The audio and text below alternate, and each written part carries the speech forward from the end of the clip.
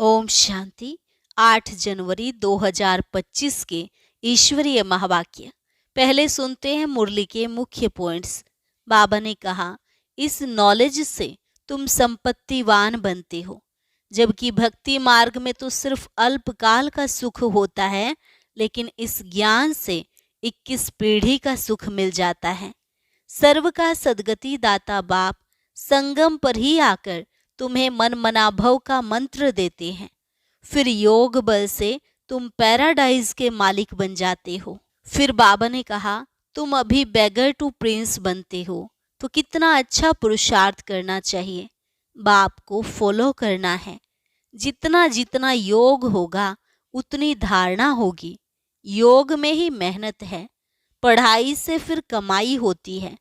तुम जो कुछ करते हो अपने लिए, फिर चाहे 8 की माला में आओ, चाहे 108 में, या फिर 16,108 में। लास्ट में बाबा ने कहा, पुरुषार्थ से तुम अपने को आपे ही राज तिलक दे रहे हो। इसमें आशीर्वाद या कृपा की बात नहीं है, सिर्फ बाप की शिक्षाओं पर अच्छी रीति चलना है, दूसरों को नहीं देखना। इसमें मन बुद्धि से सरेंडर होना होता है।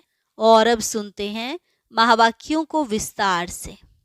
मुरली का सार। मीठे बच्चे, बाप की श्रीमत तुम्हें 21 पीढ़ी का सुख दे देती है। इतनी न्यारी मत बाप के सिवाय कोई दे नहीं सकता। तुम श्रीमत पर चलते रहो। प्रश्न, अपने आप को राज तिलक देने का सहज पुरुषार्थ क्या है? उत्तर, अपने आप को राज तिलक देने के लिए बाप की जो शिक्षाएं मिलती हैं उन पर अच्छी रीति चलो। इसमें आशीर्वाद व कृपा की बात नहीं, फॉलो फादर करो। दूसरे को नहीं देखना है, मन मना भव। इससे अपने को आपे ही तिलक मिल जाता है। पढ़ाई और याद की यात्रा से ही तुम बेगर टू प्रिंस बनते हो। गीत ओम नमो शिवाय। ओम शांति। जब बाप और दादा ओम शांति कहते हैं तो 2 बार भी कह सकते हैं, क्योंकि दोनों एक में हैं। एक है अव्यक्त और दूसरा है व्यक्त। दोनों इकट्ठा हैं। 2 का इकट्ठा आवाज भी होता है, अलग अलग भी हो सकता है। यह एक वंडर है। दुनिया में यह कोई नहीं जानते कि परम पिता परमात्मा इनके शरीर में बैठ ज्ञान सुनाते हैं। यह कहाँ भी लिखा हुआ नहीं है। बाप ने कल्प पहले भी कहा था, अभी भी कहते हैं। मैं इस साधारण तन में बहुत जन्मों के अंत में इनमें प्रवेश करता हूँ, इनका आधार लेता हूँ। गीता में कुछ न कुछ ऐसे वर्शंस हैं जो कुछ रियल भी हैं। यह रियल अक्षर हैं। मैं बहुत जन्मों के अंत में प्रवेश करता हूँ, जबकि यह वानप्रस्थ अवस्था में है। इनके लिए यह कहना ठीक है। पहले पहले सतयुग में जन्म भी इनका है, फिर लास्ट में वानप्रस्थ अवस्था में है, जिसमें ही बाप प्रवेश करते हैं। तो इनके लिए ही कहते हैं। यह नहीं जानते कि हमने कितने पुनर्जन्म लिए। शास्त्रों में 84 लाख पुनर्जन्म लिख दिया है। यह सब है भक्ति मार्ग। इनको कहा जाता है भक्ति कल्ट। ज्ञान कांड अलग है, भक्ति कांड अलग है। भक्ति करते करते उतरते ही आते हैं। यह ज्ञान तो एक ही बार मिलता है। बाप एक ही बार सर्व की सद्गति करने आते हैं। बाबा आकर सबकी एक ही बार प्रारब्ध बनाते हैं भविष्य की। तुम पढ़ते ही हो भविष्य नई दुनिया के लिए। बाप आते ही हैं नई राजधानी स्थापन करने। इसलिए इनको राजयोग कहा जाता है। इनका बहुत महत्व है। चाहते हैं भारत का प्राचीन राजयोग कोई सिखलावे, परंतु आजकल यह सन्यासी लोग बाहर जाकर कहते हैं कि हम प्राचीन राजयोग सिखलाने आए हैं। तो वह भी समझते हैं हम सीखें, क्योंकि समझते हैं योग से ही पैराडाइज स्थापन हुआ था। बाप समझाते हैं योग बल से तुम पैराडाइज के मालिक बनते हो। पैराडाइज स्थापन किया है बाप ने। कैसे स्थापन करते हैं वह नहीं जानते। यह राजयोग रूहानी बाप ही सिखलाते हैं। जिस्मानी कोई मनुष्य सिखला न सके। आजकल एडल्ट्रेशन, करप्शन तो बहुत है ना, इसलिए बाप ने कहा है मैं पतितों को पावन बनाने वाला हूँ। जरूर फिर पतित बनाने वाला भी कोई होगा। अभी तुम जज करो, बरोबर ऐसे है ना। मैं ही आकर सभी वेदों, शास्त्रों आदि का सार सुनाता हूँ। ज्ञान से तुमको 21 जन्मों का सुख मिलता है। भक्ति मार्ग में है अल्पकाल क्षण भंगुर सुख। यह है 21 पीढ़ी का सुख जो बाप ही देते हैं। बाप तुमको सद्गति देने के लिए जो श्रीमत देते हैं वह सबसे न्यारी है। यह बाप सबकी दिल लेने वाला है। जैसे वह जड़ दिलवाड़ा मंदिर है, यह फिर है चैतन्य दिल वाला मंदिर। एक्यूरेट तुम्हारी एक्टिविटी के ही चित्र बने हैं। इस समय तुम्हारी एक्टिविटी चल रही है। दिल वाला बाप मिला है, सर्व का सद्गति करने वाला, सर्व का दुख हर कर सुख देने वाला। कितना ऊंच ते ऊंच गाया हुआ है। ऊंच ते ऊंच है भगवान शिव की महिमा। भले चित्रों में शंकर आदि के आगे भी शिव का चित्र दिखाया है। वास्तव में देवताओं के आगे शिव का चित्र रखना तो निषेध है। वह तो भक्ति करते नहीं। भक्ति न देवताएं करते, न सन्यासी कर सकते हैं। वह है ब्रह्म ज्ञानी, तत्व ज्ञानी। जैसे यह आकाश तत्व है, वैसे वह ब्रह्म तत्व है। वह बाप को तो याद करते नहीं, न उनको यह महामंत्र मिलता है। यह महामंत्र बाप ही आकर संगम युग पर देते हैं। सर्व का सद्गति दाता बाप एक ही बार आकर मन मनाभव का मंत्र देते हैं। बाप कहते हैं, बच्चे, देह सहित देह के सब धर्म त्याग, अपने को अशरीरी आत्मा समझ मुझ बाप को याद करो। कितना सहज समझाते हैं। रावण राज्य के कारण तुम सब देह अभिमानी बने हो। अभी बाप तुमको आत्म अभिमानी बनाते हैं। अपने को आत्मा समझ मुझ बाप को याद करो तो आत्मा में जो खाद पड़ी है वह निकल जाए। सतो प्रधान से सतो में आने से कलाएं कम होती है ना। सोने की भी कैरेट होती हैं। अभी तो कलयुग अंत में सोना देखने में भी नहीं आता। सतयुग में तो सोने के महल होते हैं। कितना रात दिन का फर्क है। उसका नाम ही है गोल्डन एजेड वर्ल्ड। वहाँ ईंट पत्थर आदि का काम नहीं होता। बिल्डिंग बनती है तो उसमें भी सोने चांदी के सिवाय और कीचड़ पट्टी नहीं होती। वहाँ साइंस में बहुत सुख है। यह भी ड्रामा बना हुआ है। इस समय साइंस घमंडी है। सतयुग में घमंडी नहीं कहेंगे। वहाँ तो साइंस से तुमको सुख मिलता है। यहाँ है अल्पकाल का सुख, फिर इससे ही बड़ा भारी दुख मिलता है। बॉम्ब्स आदि यह सब विनाश के लिए बनाते ही रहते हैं। बॉम्ब्स बनाने के लिए दूसरों को मना करते हैं, फिर खुद बनाते रहते। समझते भी हैं इन बॉम्ब्स से हमारी ही मौत होनी है, लेकिन फिर भी बनाते रहते हैं, तो बुद्धि मारी हुई है ना। यह सब ड्रामा में नूंद है। बनाने के सिवाय रह नहीं सकते। मनुष्य समझते हैं कि इन बॉम्ब से हमारा ही मौत होगा, परंतु पता नहीं कि कौन प्रेरित कर रहा है। हम बनाने बिगर रह नहीं सकते, जरूर बनाने ही पड़े। विनाश की भी ड्रामा में नूंद है। कितना भी भल कोई पीस प्राइज दे, परंतु पीस स्थापन करने वाला एक बाप ही है। शांति का सागर बाप ही शांति, सुख, पवित्रता का वर्षा देते हैं। सतयुग में है बेहद की संपत्ति। वहां तो दूध की नदियां बहती हैं। विष्णु को क्षीर सागर में दिखाते हैं। यह भेंट की जाती है।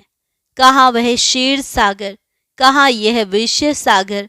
भक्ति मार्ग में फिर तालाब आदि बनाकर उसमें पत्थर पर विष्णु को सुला देते हैं।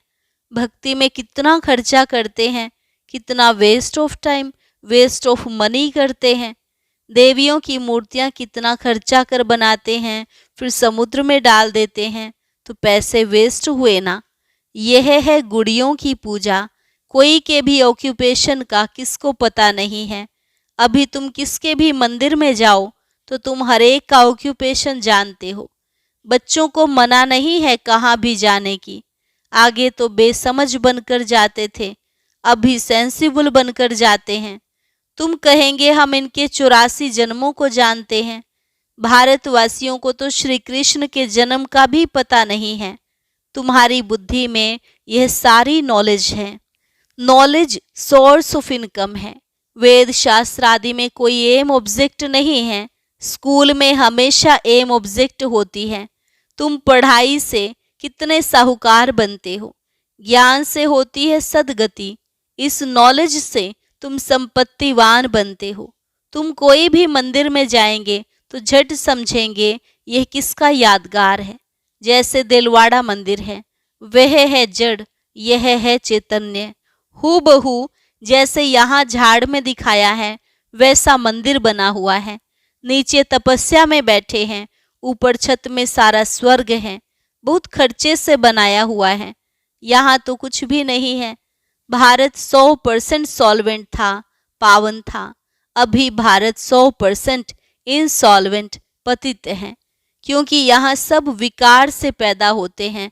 वहाँ गंदगी की बात नहीं होती।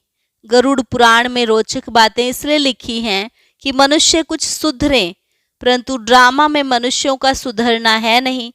अभी ईश्वरीय स्थापना हो रही है। ईश्वर ही स्वर्ग स्थापन करेंगे ना। उनको ही हेवनली गॉड फादर कहा जाता है। बाप ने समझाया है, वह लश्कर जो लड़ते हैं वह सब कुछ करते हैं राजा रानी के लिए। यहाँ तुम माया पर जीत पाते हो अपने लिए। जितना करेंगे उतना पाएंगे। तुम हरेक को अपना तन मन धन भारत को स्वर्ग बनाने में खर्च करना पड़ता है। जितना करेंगे उतना ऊंच पद पाएंगे। यहाँ रहने का तो कुछ है नहीं। अभी के लिए ही गायन है, किनकी दबी रहेगी धूल में, किनकी राजा खाए, किसकी आग जलाए, किसकी चोर लूट ले जाए। सफल उसकी हो जो ईश्वर अर्थ लगाए। अभी बाप आया हुआ है तुमको राज्य भाग्य दिलाने। कहते हैं अब तन मन धन सब इसमें लगा दो। इसने ब्रह्मा ने सब कुछ न्यौछावर कर दिया ना। इनको कहा जाता है महादानी। विनाशी धन का दान करते हैं तो अविनाशी धन का भी दान करना होता है। जितना जो दान करे। नामी ग्रामी दानी होते हैं तो कहते हैं फलाना बड़ा फिलैंथ्रोपिस्ट था। नाम तो होता है ना। वो इनडायरेक्ट ईश्वर अर्थ करते हैं। राजाई नहीं स्थापन होती है। अभी तो राजाई स्थापन होती है, इसलिए कंप्लीट फिलैंथ्रोपिस्ट बनना है। भक्ति मार्ग में गाते भी हैं हम वारी जाएंगे। इसमें खर्चा कुछ नहीं है। गवर्नमेंट का कितना खर्चा होता है। यहाँ तुम जो कुछ करते हो अपने लिए, फिर चाहे 8 की माला में आओ, चाहे 108 में, चाहे 16,108 में, पास विद ऑनर बनना है। ऐसा योग कमाओ जो कर्मातीत अवस्था को पालो, फिर कोई सजा ना खाओ। तुम सब हो वॉरियर्स। तुम्हारी लड़ाई है रावण से, कोई मनुष्य से नहीं है। नापास होने के कारण 2 कला कम हो गई। त्रेता को 2 कला कम स्वर्ग कहेंगे। पुरुषार्थ तो करना चाहिए ना, बाप को पूरा फॉलो करने का। इसमें मन बुद्धि से सरेंडर होना होता है। बाबा यह सब कुछ आपका है। बाप कहेंगे यह सर्विस में लगाओ। मैं जो तुमको मत देता हूँ वह कार्य करो। यूनिवर्सिटी खोलो, सेंटर्स खोलो, बहुतों का कल्याण हो जाएगा। सिर्फ यह मैसेज देना है कि बाप को याद करो और वर्षा लो। मैसेंजर पैगंबर तुम बच्चों को कहा जाता है।